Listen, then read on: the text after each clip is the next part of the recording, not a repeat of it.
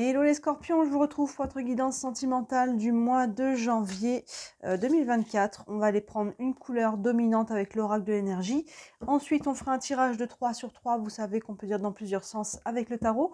Et on prendra quelques cartes d'oracle en fin de tirage pour avoir quelques messages complémentaires. En ce moment, en ligne, juste avant ces guidances-là, je vous ai fait une guidance pour le premier semestre 2024.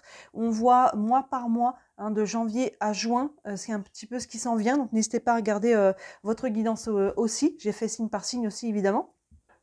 Donc ça peut totalement compléter cette guidance-là et vous donner un aperçu de ce qui arrive pour votre premier semestre. Les guidances de la semaine, les guidances nouvelle lune, pleine lune, il y a pas mal de choses en ligne. Je vous laisse regarder dans les playlists aussi, les playlists intemporelles, vous avez aussi des choses, je vous laisse fouiller.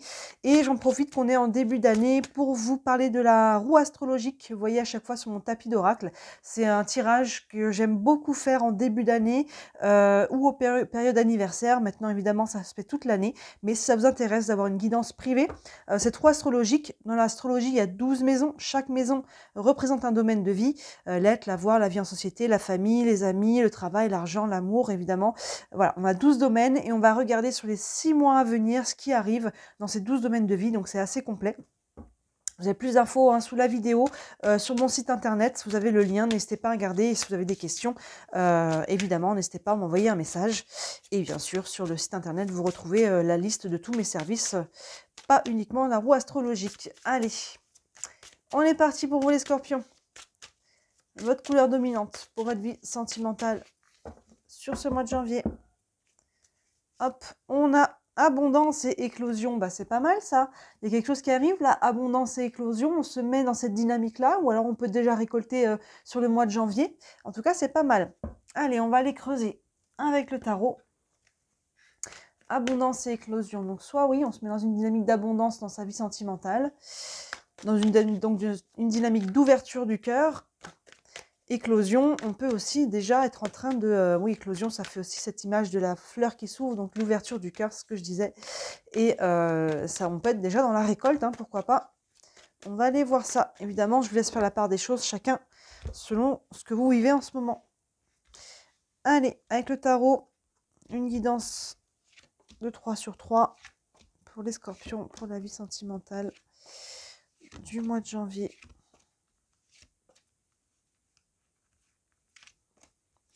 Hop là.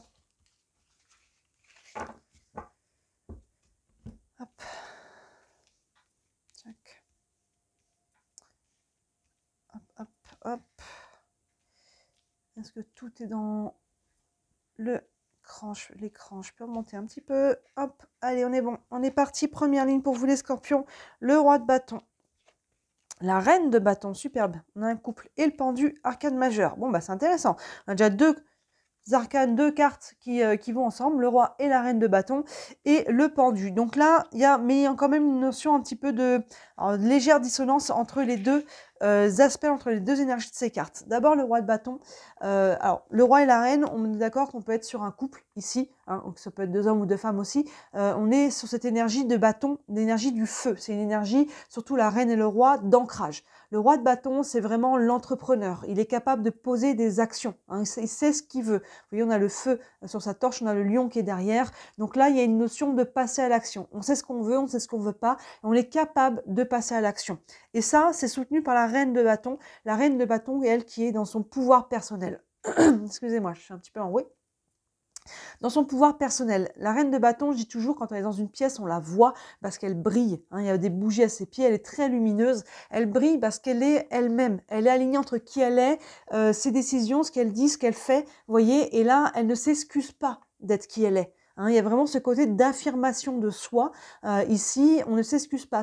Pour autant, on n'éteint pas la lumière des autres au passage, on n'est pas dominant, on n'est pas en train de soumettre les autres pour être qui on est, non, on est juste soi-même, c'est tout, point barre en fait, vraiment avec beaucoup de douceur, beaucoup de luminosité, on s'assume pleinement, et vous voyez avec le roi et la reine, les actions sont assumées, on s'assume, on est capable de poser des actions, donc là il y a quelque chose qui peut être très sain et stable dans votre couple, si vous êtes en couple, sinon il y a une notion d'aller s'il y a des changements à faire, d'aller poser les changements en alignement avec ce que l'on veut, avec qui l'on est. Vous voyez, si on est célibataire, on peut très bien ici aller assumer sa situation peut-être de célibataire, on peut être très bien aussi. On peut aussi aller se déclarer. Vous voyez, il y a une notion d'action ici en alignement avec qui on est.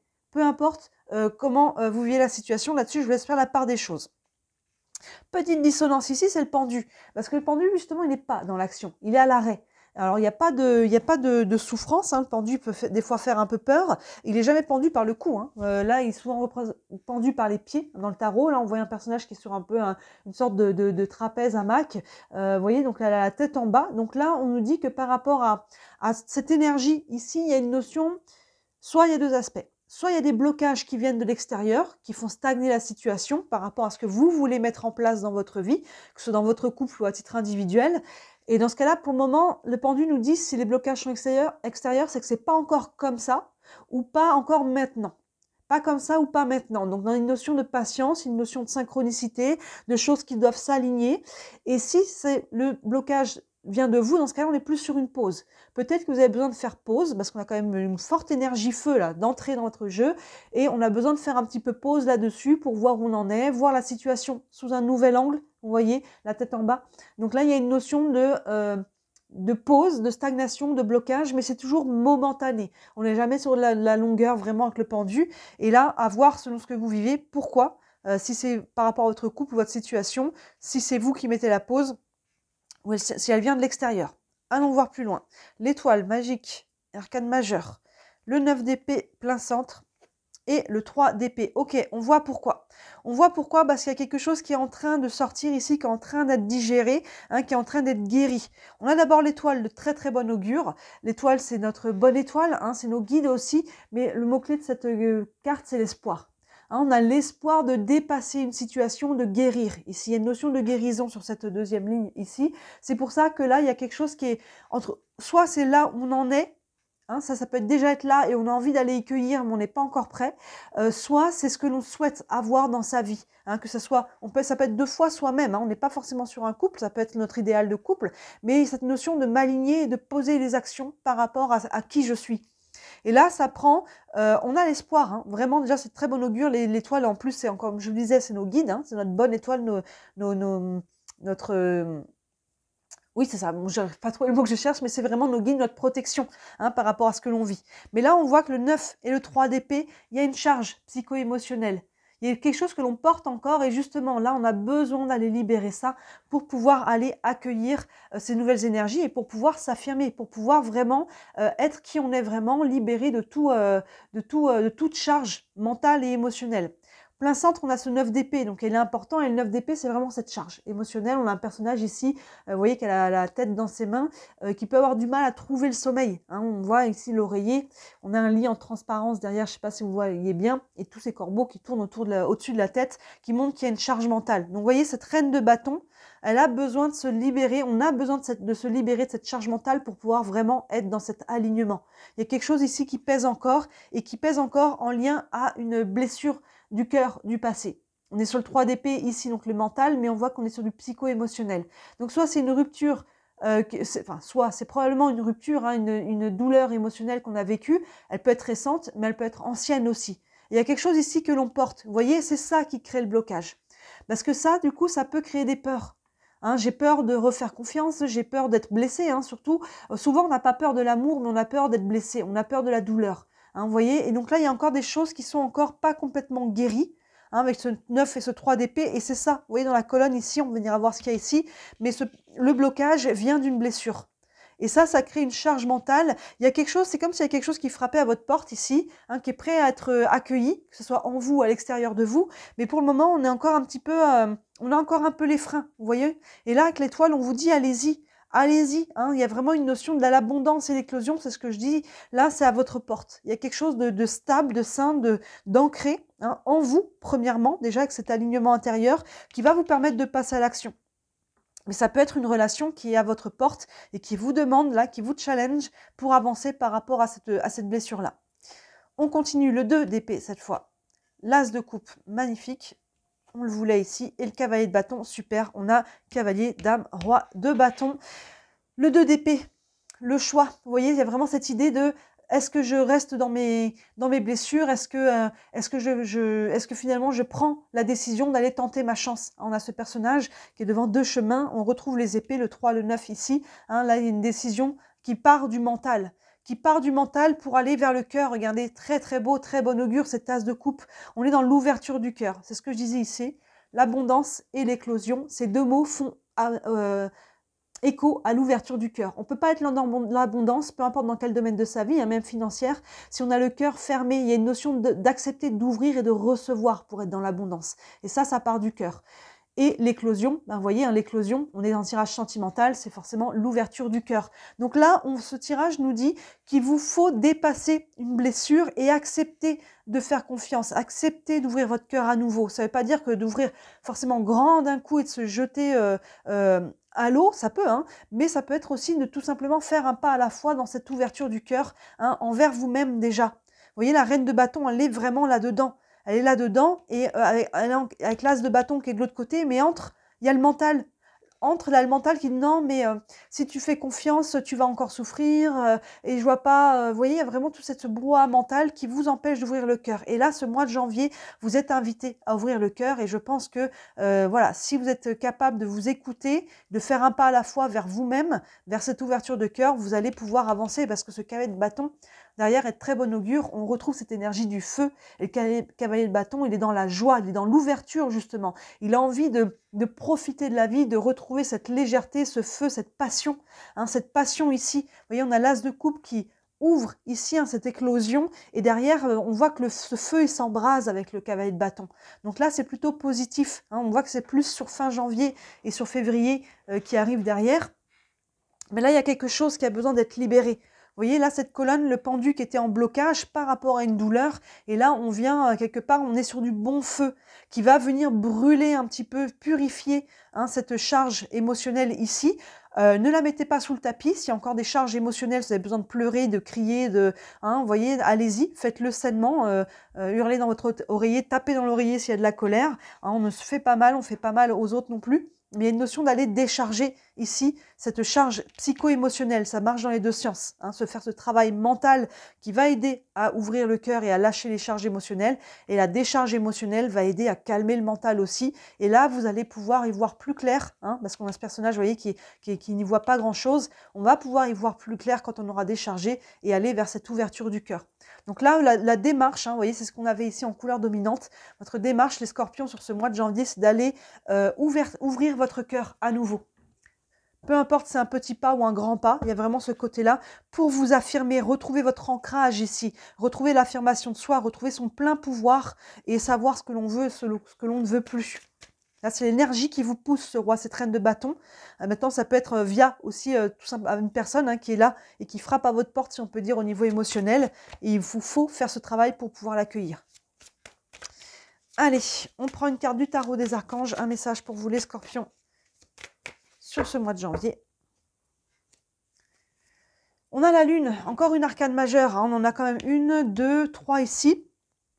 La lune, ben, elle vient faire écho, elle résume bien votre tirage. La lune, c'est les émotions. Elle vous invite à aller faire ce travail de libération émotionnelle. La lune, c'est aussi l'intuition. Donc, à travers tout ce travail, écoutez-vous, écoutez vos perceptions, écoutez vos émotions. Elle fait totalement écho à l'étoile qui est ici. Hein. Il y a vraiment ces deux astres-là. La lune, c'est aussi les prises de conscience. Hein. La lune, c'est le subconscient et elle vient dévoiler. Il y a des choses qui passent du subconscient au conscient. Hein, je le dis souvent. Quand cette carte, elle sort, la lune, elle ne brille pas par elle-même, on le sait, elle reflète la lumière du soleil. Donc, il y a des choses qui sont mises en lumière. À travers ce processus, vous allez comprendre des choses sur vous, sur votre parcours, sur qui vous êtes. Hein, c'est cette reine de bâton qui s'affirme. Vous allez comprendre des choses sur ce que vous voulez, sur ce que vous voulez plus. Ça, c'est ce roi de bâton, vous voyez, il y a vraiment ce côté, on retrouve ici, mais ça passe par des prises de conscience, ça passe par une démarche émotionnelle. Donc, ça peut brasser ici, mais c'est pour vraiment aller purifier et nettoyer et aller être dans cette ouverture du cœur. Osez ouvrir à nouveau. Une carte des anges de l'amour encore pour vous les scorpions pour ce mois de janvier. Et on a très bientôt décidé exactement ce que vous voulez afin que cela vous parvienne au plus vite.